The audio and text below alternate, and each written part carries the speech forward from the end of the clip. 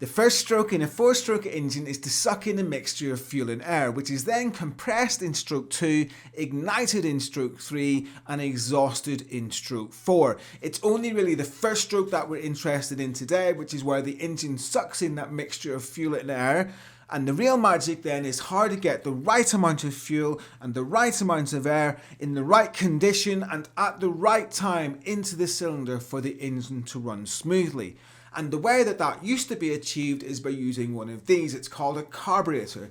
Now these have come in all sorts of shapes and sizes throughout the years, but the basic idea is the same. It's all about that delivery of fuel and air into the engine. But they also pull off one other little trick, which is to use low pressure to vaporize the fuel so that it enters the cylinder with a uniform distribution.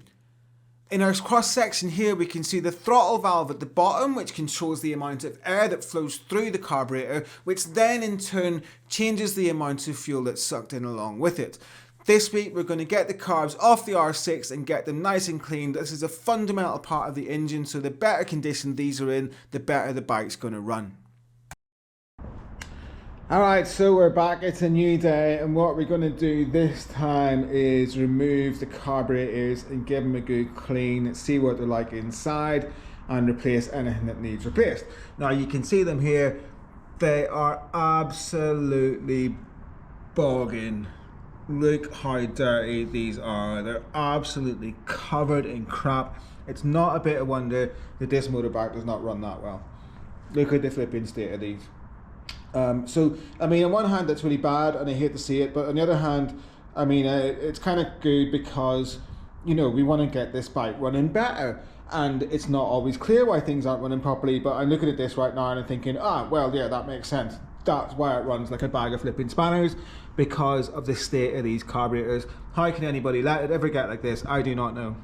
So, this is our car. We finally got it off, and as we were saying before, it's absolutely bogging. So what we're going to do, we're going to get some of this crud remover, spray it on. There we go, and we're just going to give it a massive clean. Do that. We've got an old toothbrush. The best tool that you can find to clean anything is an old toothbrush. So yeah, it's just a case of getting stuck in here. So that's what we're going to do. So my new carb kit came today. These are all the little bits and pieces to replace everything. Let's crack on. I think what I'm going to do, I'm going to start on the left here.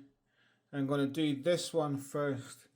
And by the time I've done the last one, it's going to be easy, I reckon. So, yeah.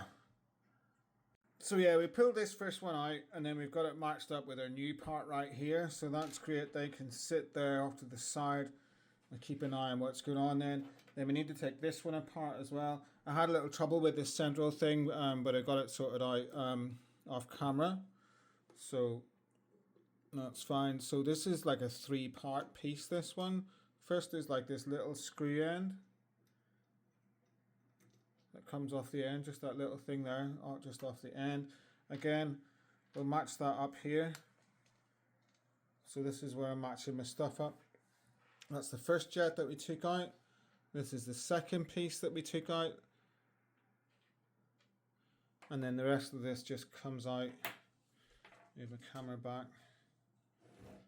The rest of this just comes out. Incidentally, if I sound like I know what I'm doing, don't be flipping like misled by that. I've never done anything like this before, so you know, I don't know what I'm doing at all.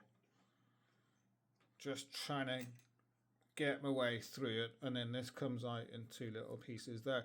Now I did kind of expect, I bought this refurb kit and I thought it was going to replace everything, but apparently it doesn't replace this or this, so that's a bit annoying because I wanted to just kind of replace everything, but it does replace a little bit at the end.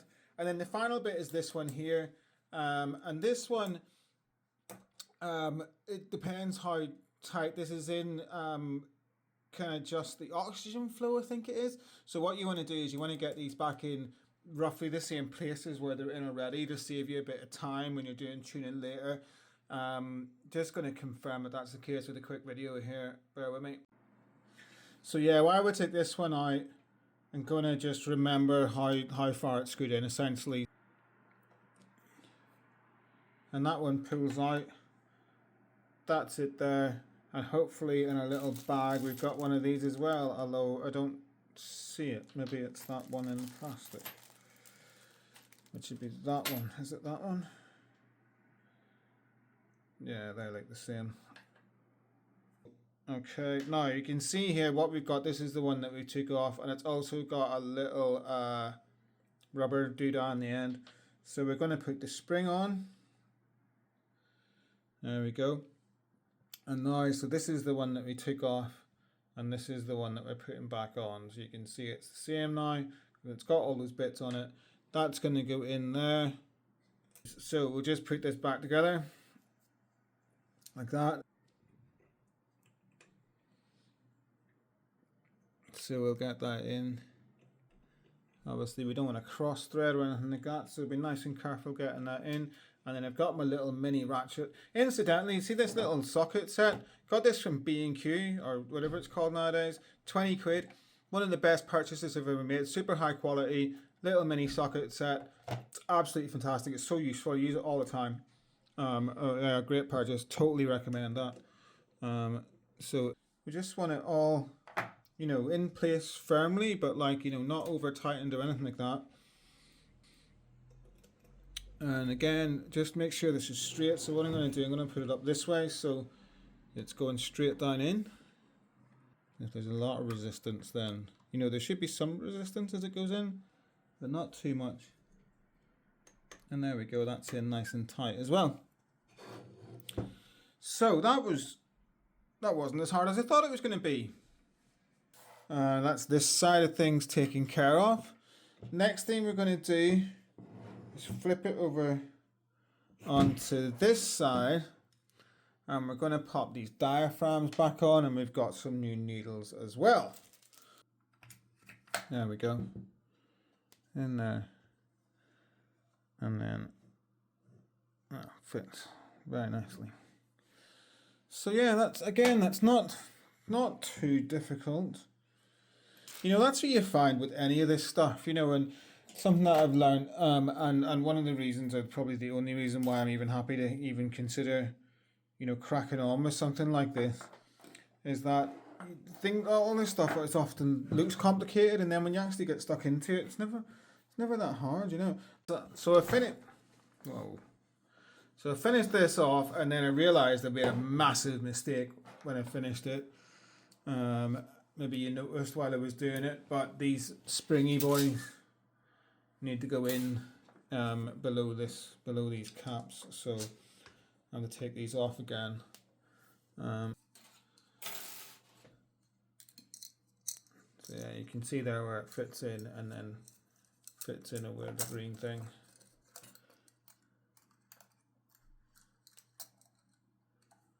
Like that. To be fair, looking at it, most of these little bits seem absolutely fine. It's really just the seals that were the bad bit, and I probably could have just bought new seals instead of getting, you know, all these new jets and everything. But I figured if I'm going to be going this far, then, you know, why not just get new jets at the same time? So that's what I did. And you know, it's all a learning experience as well. So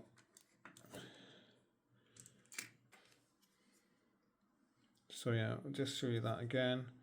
That just goes over that.